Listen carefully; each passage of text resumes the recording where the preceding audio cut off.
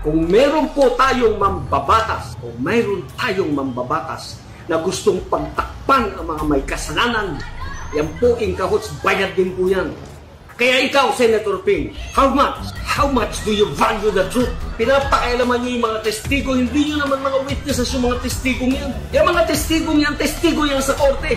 Testigo laban sa mga magnanakaw. Hindi nyo yung testigo dyan sa Senado. Resource persons nyo po yan. Kung may mali sa notaryo, tirahin nyo yung notarial law, hindi yung testigo. Kung merong mga nagnunotaryong hindi pala sila nandoon at sila ang pumipirma, yun ang tumbukin nyo.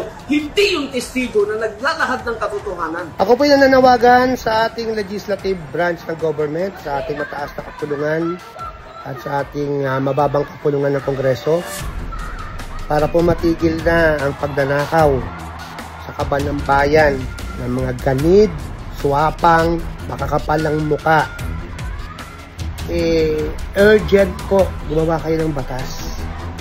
Kung sino man pong nagtatrabaho sa gobyerno ang magnakaw ng piso hanggang trillion pesos, bitay ang hatol. Kamatayan. Firing squad, lethal injection, silya elektrika. Gawin nyo po yan. Sana po gawin nyo.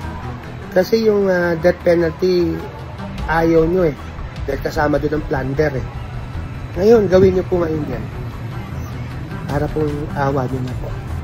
Para po matigil na po ito. Matagal nyo na pong ginagawa ito eh. Pitus pa lang kami, nagnanakaw na kayo. Wala kayong kabusugan. Hanggang ngayon, nagnanakaw pa rin kayo. Ang gaganda na ng buhay nyo, magandang bahay, magandang kotse, sa mga ninakaw nyo ng araw.